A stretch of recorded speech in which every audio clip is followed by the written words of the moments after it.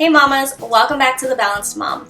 Today we're going to be talking about how to keep your house clean with little kids. For me, I speak from experience. I know this is super hard. I have 4 under 4 and 2 of them can't clean up after themselves and the other 2 are still learning. But hopefully these tips will help you as they've helped me. Number 1, everything has to have a home. Oftentimes, areas of the house will get cluttered, and that's because those items that tend to gather up in that cluttered area don't have a home. Number 2, reset each room every time you leave it. If you walk into your bedroom and there's no clothing on the floor, make sure you don't leave any clothing on the floor when you leave it. If the room is messy, make sure you reset it back to what it should look like before you leave that room and walk into the next one. If your whole house is a mess, it's kind of hard to do when you go room to room to room because then you're taking the whole time just cleaning it up. Try to just focus on one room at a time and keeping that room reset, and then maybe tomorrow add another room to that and keeping those 2 rooms reset. Just a small way to start when you feel like maybe everything is upside down because you might be in that chapter in life. The whole point is just to keep your house clean as you go throughout the day so you're not overwhelmed with a big mess at the end of it. Number 3, limit toy clutter. What we do in our house is we have toys separated by bins, and so my kids are only allowed to have 2 or 3 bins out at a time between the 2 of them, and if they want to take out a different toy category or a different toy bin, they have to clean up the toy bins that are already out. Yeah, that's a good point because often when my kids, let's say, take out more bins than they were supposed to, when it's time to clean up, it's really hard for them. They'll clean up and really struggle through it because there's so many things out that they might even start complaining or whining because there's so many things to put away. I don't blame them. If my whole room was messed up and all 100 things were taken out, because toys can accumulate, I would really struggle to put them all back. That's why I think separating toys into bins is a really handy system to have because it makes it a little less overwhelming for the child because they know that all of the action figures go in one bin and all of the kitchen items go in one bin, and so they're not stressed out trying to figure out where everything goes. If you don't do toy bins, just make sure they're categorized in some way to help the kids know where to put them back. And make sure you limit it to only 4 or 5 toys out at once, and then make sure they put it back before they move on to the next activity. Number 4, this is actually one of my biggest tips that we always follow through unless I'm sick or something pretty major happened. Empty out the dishwasher in the morning.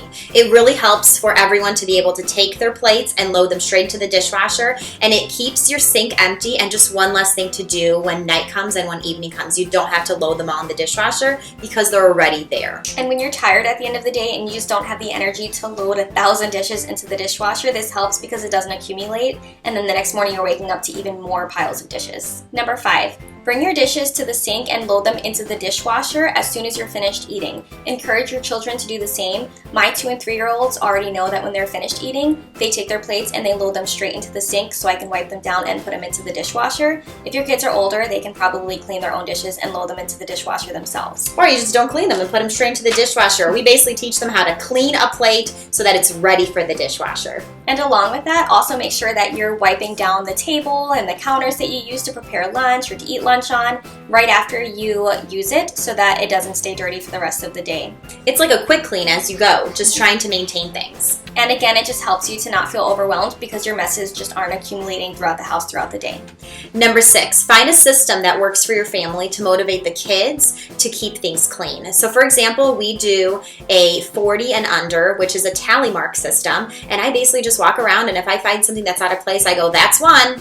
And then get something else, that's 2. And if they're able by the end of the day to have 40 or less items, which sounds like a lot, it's really not a lot because there's times my husband will leave things, there's times I leave things accidentally, and I still count that against us. So it's a teamwork, but if there's 40 or less, they'll either get like a dessert or just something special, and that really does motivate them. But we've mentioned this before, make sure you switch things up. We've used that system, and then we take a break for a little bit, then we implement it again. It's exciting and it's new. So what works for my kids is we actually do a timer cleanup. I have a sand timer, and depending on the size of the mess, I have like a 5-minute one, a 10-minute one, a 15-minute one. I'll turn it over and we'll play a cleanup song, and the kids have that much time to finish cleaning up the playroom, and if they can do it before the sand runs out, they also get a special reward. It's either a sticker on the sticker chart or dessert, or they get to watch a show, and that really motivates them to get the house clean before the end of the night. We do a quick pickup on the weekend. I just call it pickup 10. Every single person is assigned to pick up 10 things, and what I found to be helpful is instead of letting everyone just go ahead and pick up their own 10 things and put them away, we keep everyone accountable. So everyone picks up 1, puts them all away. Then we come together, everyone picks up 2, puts them all away. We continue that knowing that everyone is on the same number. That way, if all 5 of us are doing it, that's 50 things that are picked up and put away. And making cleaning up into like a game or doing it together as they do, it just makes it less overwhelming for your children and it makes it more fun for them. So those types of systems usually work a little bit better.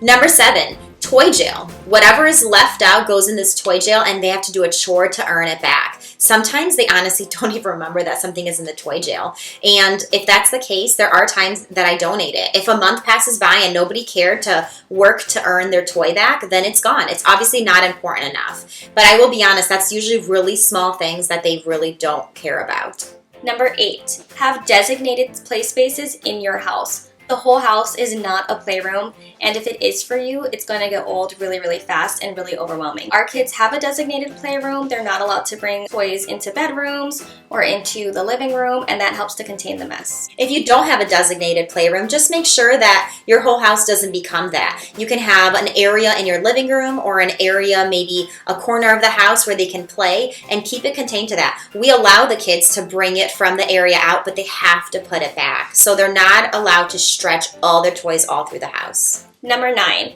clothes go straight into the hamper or into the washing machine once they're off. Leaving clothes around the house is not acceptable and it's just going to drive you crazy. To help with this, I actually have a small hamper in every single bedroom and bathroom, and it helps because the kids know where the clothes go instead of just throwing it directly onto the floor.